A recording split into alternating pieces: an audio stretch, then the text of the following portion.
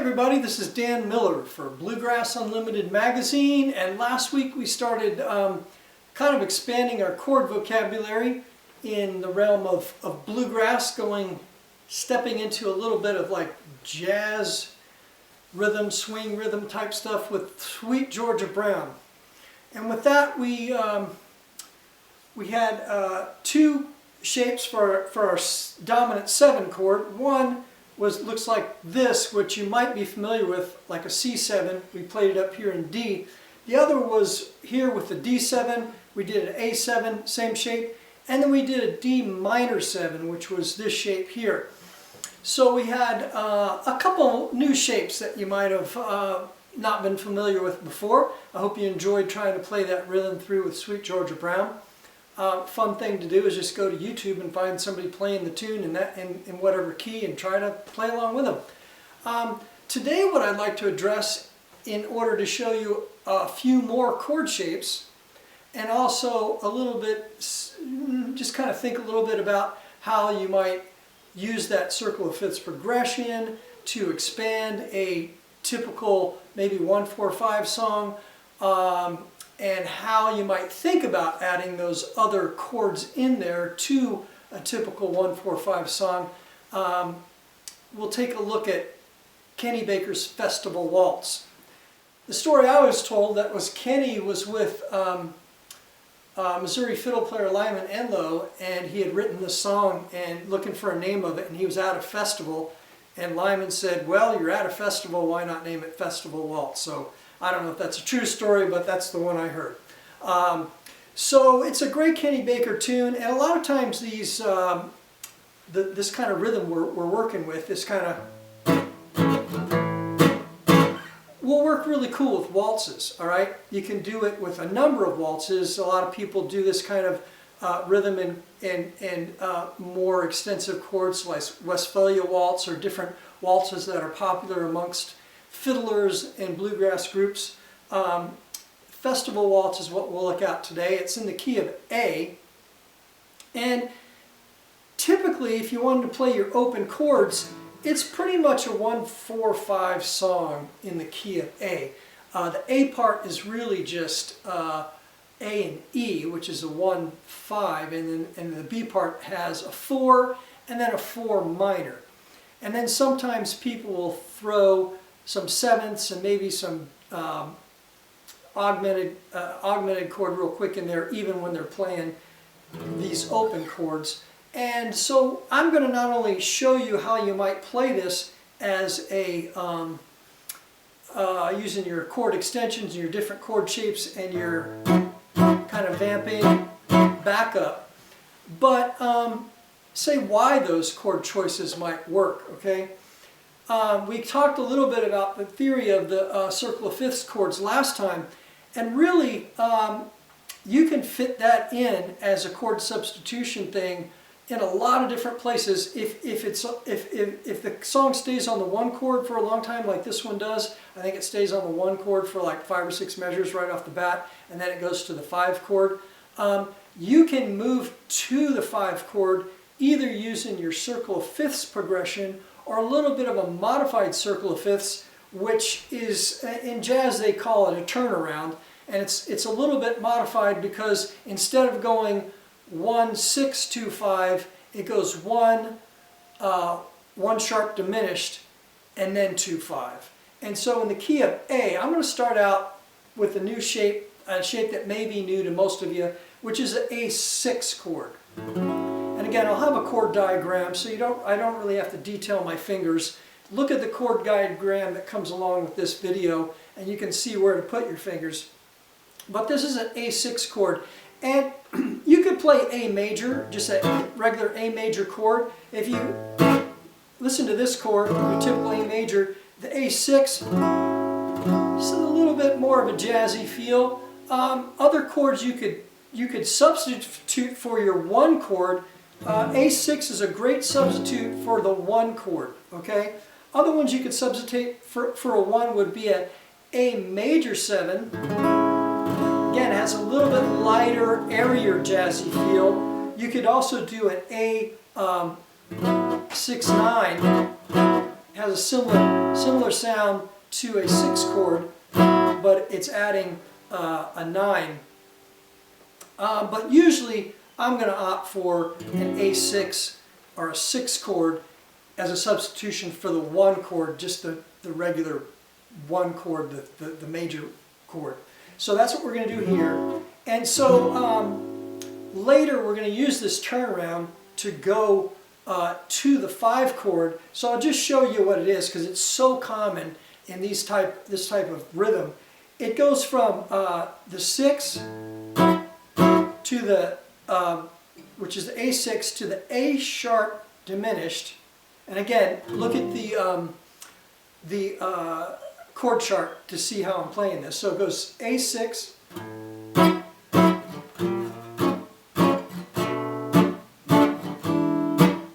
so it goes A6, A sharp diminished. This is a B minor 7 to an E7. And then again, that's 1, 1 sharp diminished, 2, 5, back to 1, or stay on the 5. That's a good way to move to the 5. Another way to move to the 5 we'll cover later, or move to the 5 back to 1, is our 1, 6, 2, 5, and that'll come towards the end of this song after the B part is concluded. But I just wanted to get you used to this turnaround.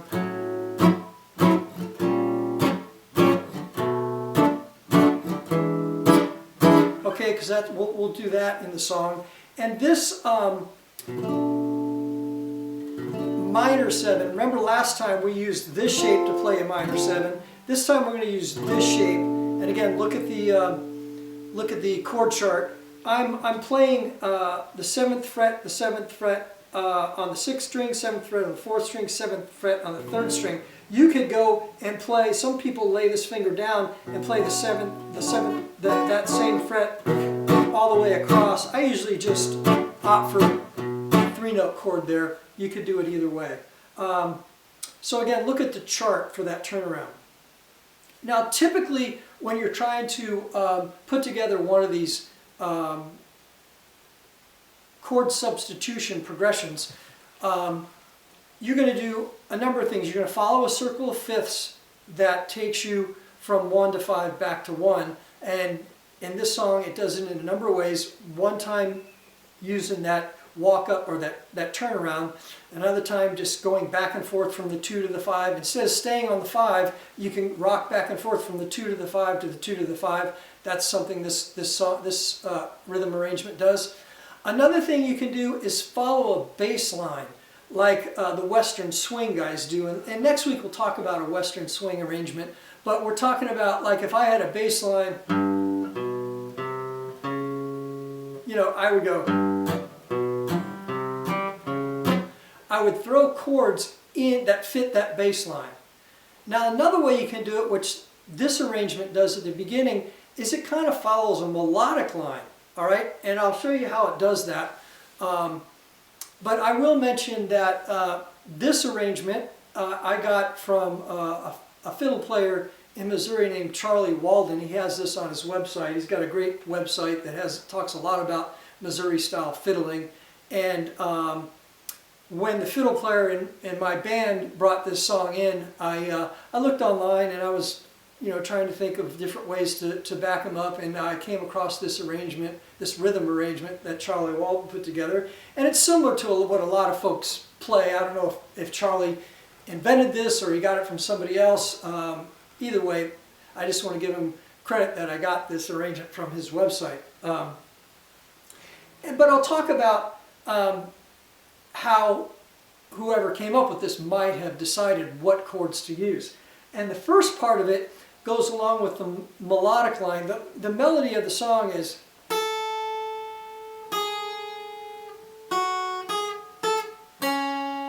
all right, so that's the first part of the melody. And so the way the arrangement goes in the rhythm, it goes like this.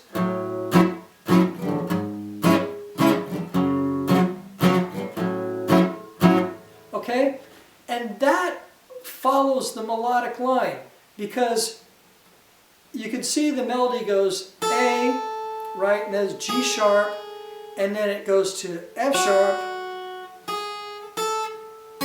then it goes to this C sharp note. Okay, that's the melody. Well, I start out with the A6 chord, and that has the A note in it. I go to a C sharp minor, and I'm just playing my standard sort of minor bar chord. And again, look at, if you're not familiar with this, look at the chord chart that I'm going to put out with this lesson. But that note, that G sharp note is in that C sharp minor chord, right? And then the next chord I'm going to go to is an F sharp minor, and I'm playing again a standard minor shape, different from this minor shape, but pretty much a standard bar chord minor shape. Again, look at the chart. I'm playing that, and this note, this F sharp note that is the next melody note, is in that chord. And then I'm going back to my A6 chord, and that C sharp, that's the next melody note, is in that chord. So, in other words, the first 4 chords I'm choosing to use. Now, if I just wanted to play a standard chord, this would all be over the A chord in just like a standard bluegrassy way to play this. But I'm following the melodic line in my chord progression when I'm going A6, C sharp minor, F sharp minor, back to A6. Okay, so that's how whoever put this progression together, in my mind, that's what they were thinking. Oh, I'm going to follow the melodic line in my chord shapes, and that's a cool way to do it. Now, when it gets back to this A, it's getting ready shortly to move to the 5 chord, and so the way they get to the 5 chord is this turnaround walk up. So it goes.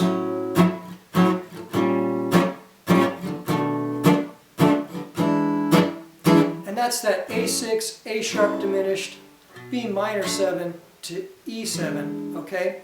So putting all that together, we have A6, C sharp minor, F sharp minor, A6, A6, A sharp diminished, E minor 7, and then E7. Now, once I get to that B minor 7, that's when somebody playing standard chords would actually switch to the E chord. But after I get to that B minor 7, I'm going to rock back and forth while a standard chord guy would be playing, just keeping on the E chord. I'm going to rock back and forth between the B minor 7 and the E. So after this walk up, I'm going to go back.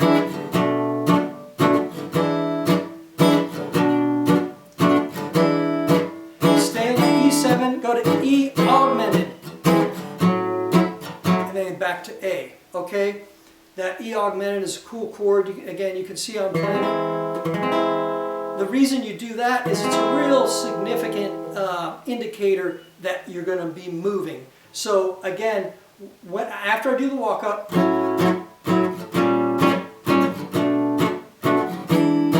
over the E chord, over the E chord, over the E chord, getting ready to move. Okay, and that's the A part. Now again, a normal bluegrass rhythm person would just play the A chord and the E chord and then back to the A chord over that, okay? But what we're doing is we're throwing these cool substitutions in. The first part of the substitution is following a melodic line. The second part is following that circle of fifths, going walking up to that 5 chord and then sort of toggling back and forth between the 2, 5, 2, 5, 2, 5, 5 augmented to go back to 1. Okay, so that's what's going on there. Now the B part, again, it starts just like the A part, melodically and rhythmically in these changes. So I'm going to do the same thing up front. C sharp minor, F sharp minor, back to A6 for 1 measure. Then I'm going to move to A7 because I'm getting ready to go to the 4 chord. And when we talked about the circle of fifths last time, a 4 chord in a 1-4-5 progression likes to move to the 5 because in relation to the 5, it's a 1-5 relationship, meaning that you know, in the key of D, the A is the 5 of the key of D. So in the key of D, the A wants to move back to the 1, which is a D.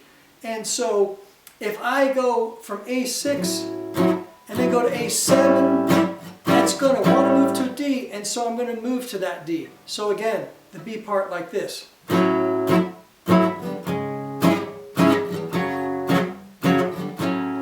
to A7, 2 measures. Now I'm going to want to go to that 4 chord.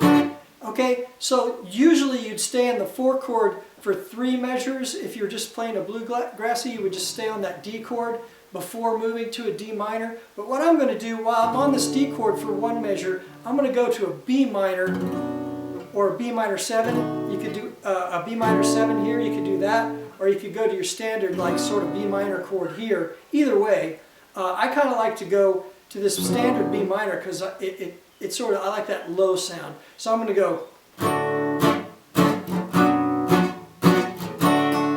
And then I'm going to go to my D minor. I'm just going to do a standard D minor here. Okay? And then I'm going to go back to my 1, and then I'm going to do a 6-2-5-1 to finish. Okay?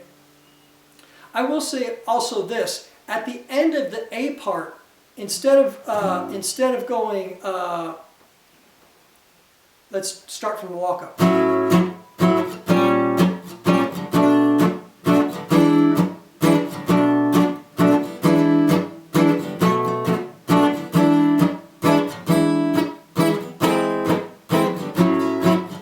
I could do that, 2 measures of A before going into the B part, or I could go back to my 5 to sort of preface or indicate a cycle again. So instead of going 2 measures of A6 at the end, I could go and then go back into the B part. So you can use that E7 to foreshadow moving into the B part if you wanted to. Okay, we go through the whole B part. A6, C sharp minor, F sharp minor, A6, A7, 2 measures, D, B minor, D, D minor, A6, F sharp 7, D minor 7, A7, E7, back to A6 to end. And that's the end. And so you see what we did there was a 6-2-5-1 to end. Usually it would just be after that 4 chord, you would just go to the 1 and then the 5 and back to the 1. But instead of that, I'm throwing in that 6-2-5-1, that F sharp 7 is a 6. And then when I go to the 2, I could do a B7 or a B minor 7. Then I go to the 5 and then I'm back to the 1.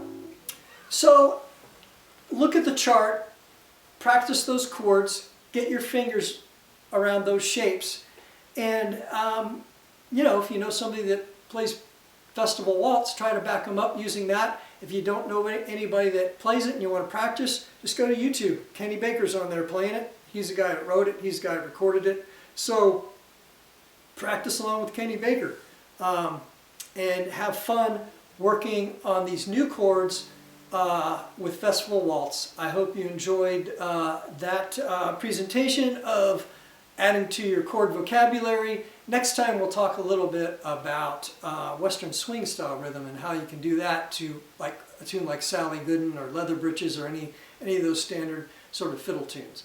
All right, so until next time, this is Dan Miller for Bluegrass Unlimited magazine. Thank you.